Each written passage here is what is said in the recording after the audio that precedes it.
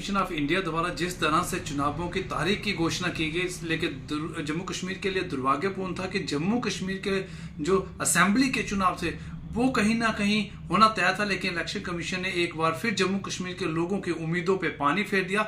जहां पे 4 राज्यों के विधानसभा चुनाव लोकसभा चुनाव के साथ हो रहे हैं, 26 विधानसभाओं के बाईपोल हो रहे हैं, लेकिन जम्मू कश्मीर का जो चुनाव था वो एक बार फिर टाल दिया गया।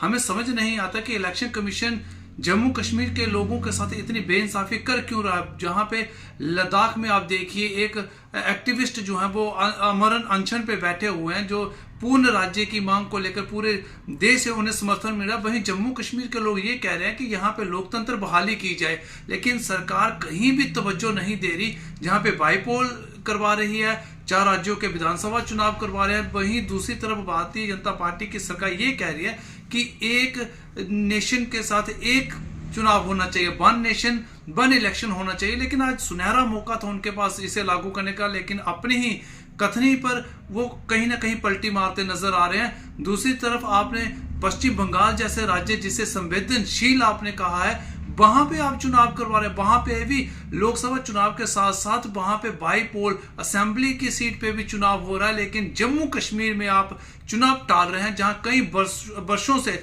लोगों की नुमाइंदगी नहीं मिल रही। तो हमें इलेक्शन कमीशन की इस प्रक्रिया पर खेद है और हमें एक सवाल उठाते हैं हम कि इलेक्शन कमीशन की टीम बार बार जम्मू कश्मीर आती रही है, पॉलिटिकल नुमाइंदों से मिलती रही है, पॉलिटिकल पार्टियों से मिलती रही है, लोगों से बात की, तो जो मिलना था, जो बार बार आने का दौरा का जो मकसद था वो कहाँ पे है? वो उसका असल मकसद क्या था? क्या वो सिर्फ जम्मू कश्मीर में सैर और सपाटे के लिए आते रहे, सिर्फ पैसे का दुरुपयोग करते रहे? उन्होंने जमीनी सतह पे जम्मू कश्मीर को एक बार फिर नजरअंदाज किया है, जो जम्मू कश्मीर को निराशा करता है, जम्मू कश्मीर के उम्मीदों पे पानी फेरता है।